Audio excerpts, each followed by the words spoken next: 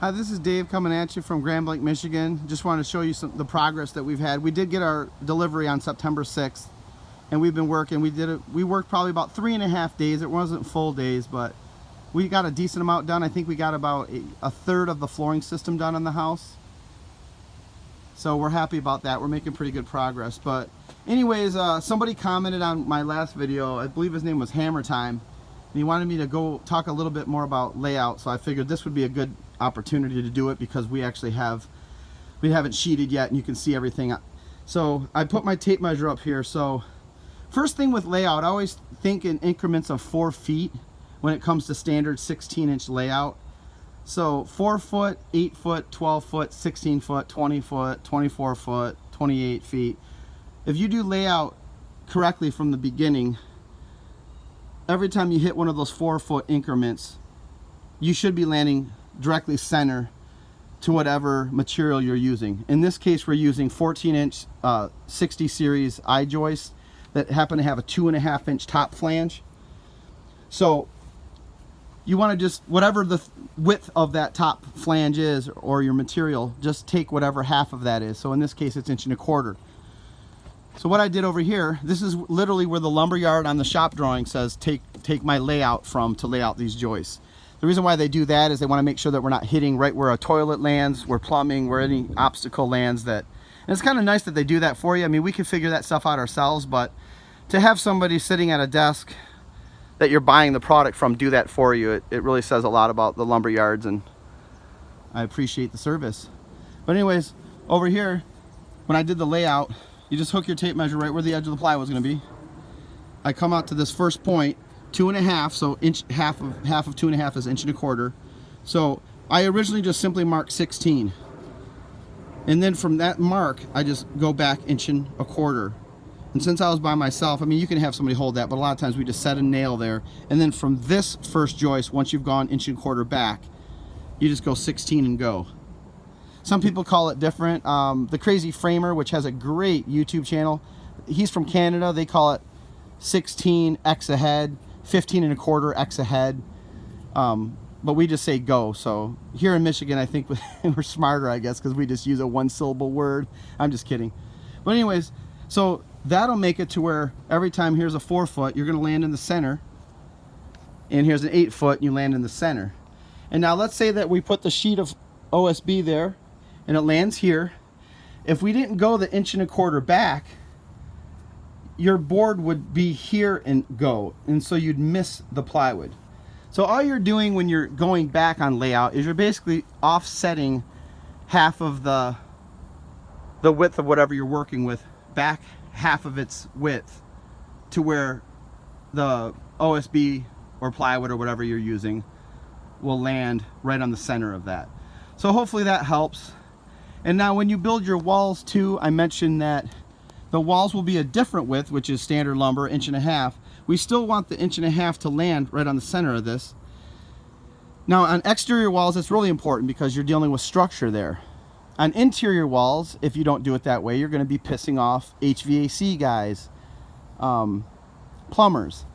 Now if you piss off an electrician, I happen to be one, he's just complaining for no reason because wires you can wire on anything. But as far as layout on interior walls, you even want to try, like for instance on here, this is an exterior wall, but we're going to have spots where we have an interior wall that's also going to have some blocking because it's holding a little bit of weight.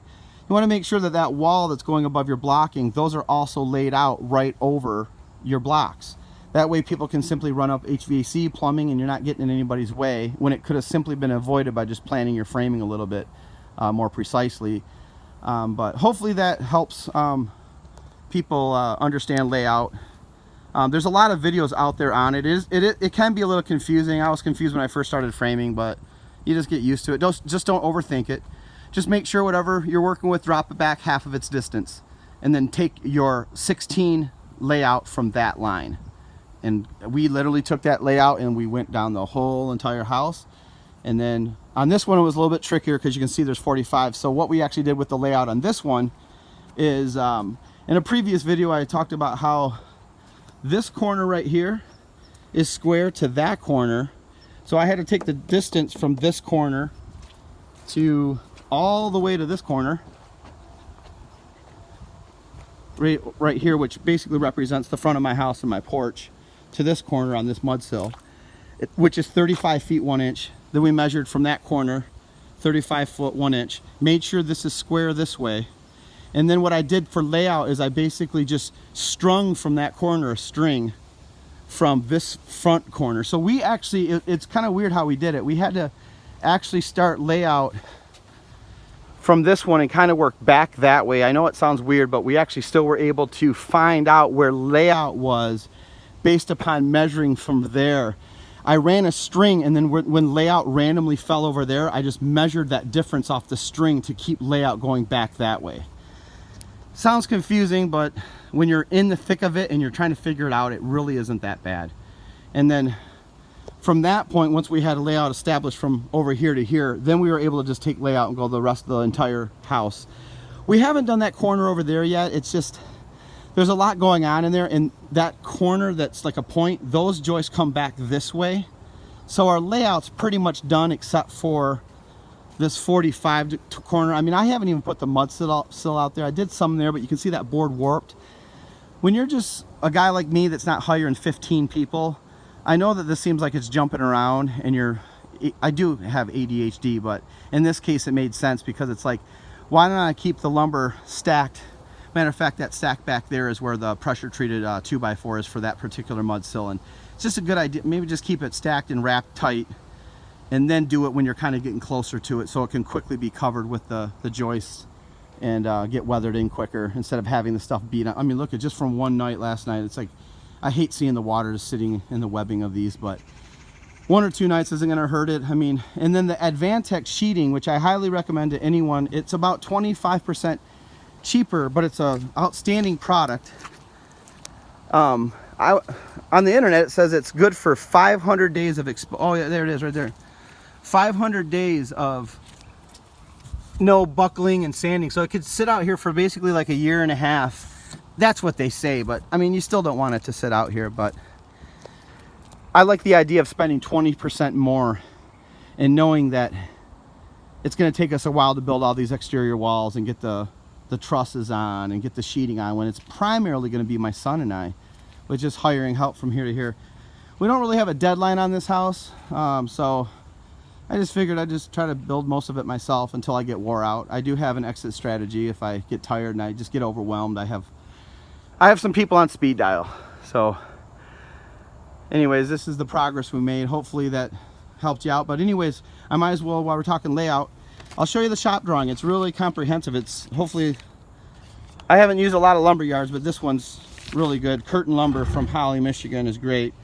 So he shows every single joist. Like for instance, these ones right here, he's saying 224s go right here, 126 goes here, and then over in this case, these, all 7 of these 7 joists going across are 32 feet long. And then he even has the blocks color coded, and he has all the yellow and what joists we need.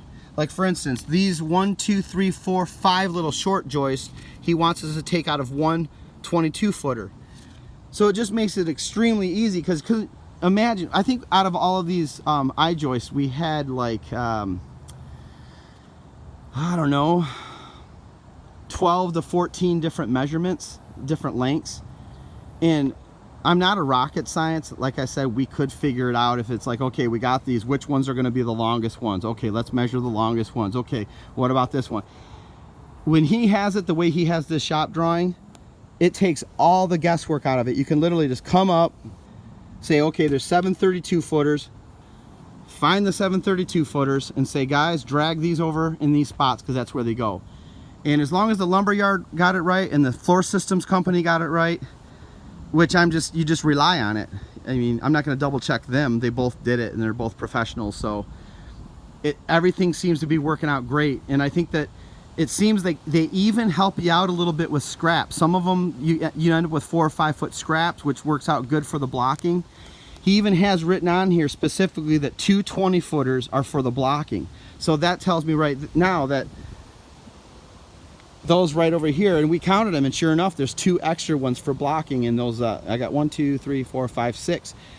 It only calls for 4 more 20 footers in the actual floor, so it's perfect. And then I've got 18 and something over there.